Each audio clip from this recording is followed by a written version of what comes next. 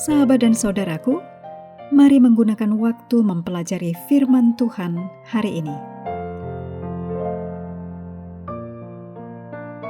Sahabat sekalian, memulai judul pelajaran baru dan memasuki tahun baru, kami menghadirkan audio dengan lebih segar juga ringkas, yang berisikan intisari dan kutipan roh nubuat untuk melengkapi pelajaran sekolah sahabat harian Anda. Judul besar sepanjang triwulan 1 2026 adalah Menyatukan Surga dan Bumi, Kristus dalam Filipi dan Kolose. Ditulis oleh Clinton Wahlen PhD yang melayani sebagai wakil direktur dari Biblical Research Institute di General Conference. Ia adalah ahli untuk Perjanjian Baru, hermeneutika, yaitu cabang filsafat yang mempelajari tentang interpretasi makna, dan sejarah Gereja Masehi Advent hari ke-7.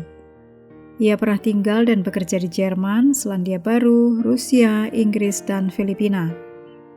Rumah tangganya bersama Gina, sang istri, dikaruniai 2 anak yang sudah dewasa, seorang menantu wanita, dan 2 cucu.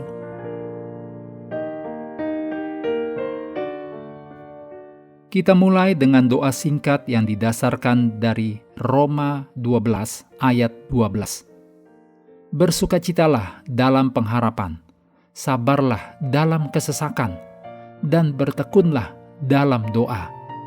Amin.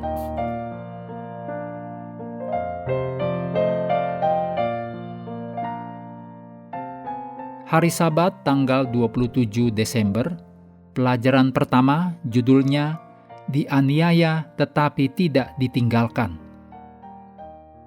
Berdasarkan judul ini, topik hari ini adalah Tuhan bersama kita, bahkan di masa-masa sulit. Ayat hafalan terdapat dalam Filipi 4 ayat 4. Bersukacitalah senantiasa dalam Tuhan. Sekali lagi kukatakan, bersukacitalah.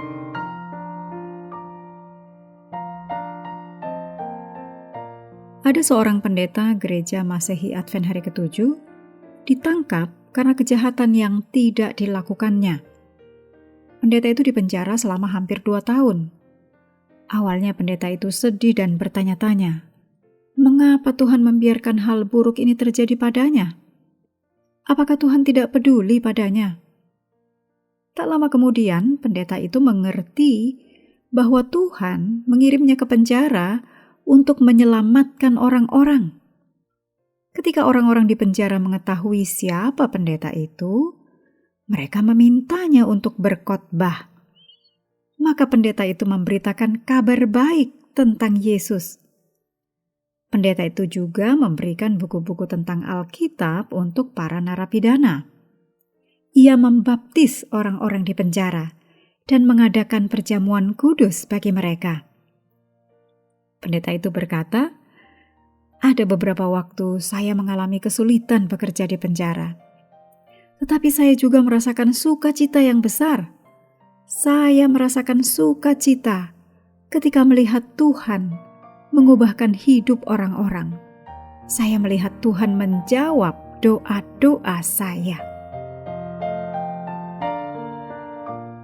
Di zaman Paulus dan Silas, orang-orang juga mengira mereka melakukan kejahatan, walau sebenarnya mereka tidak melakukan kejahatan apapun.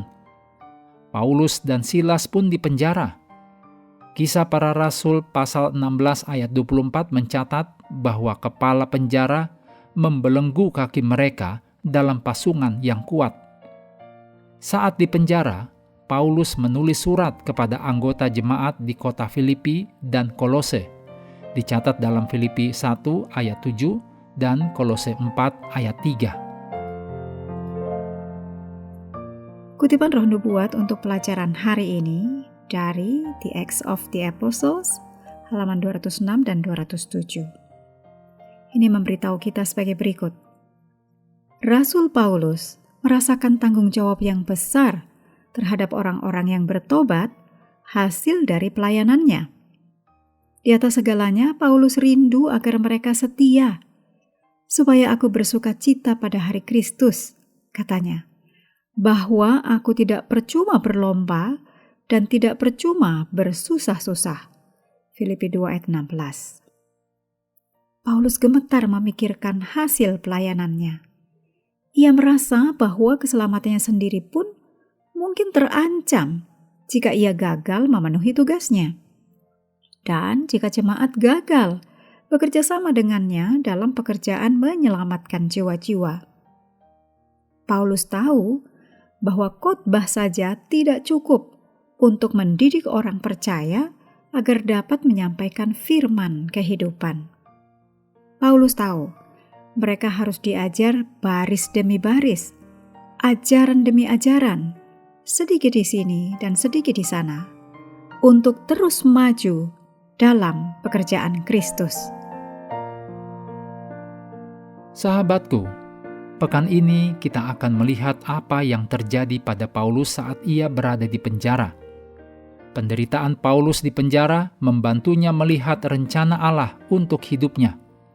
Kiranya teladan Paulus mengajarkan kita bagaimana terus melayani Allah ketika masa-masa sulit. Amin. Terima kasih telah belajar bersama. Tuhan memberkati kita semua.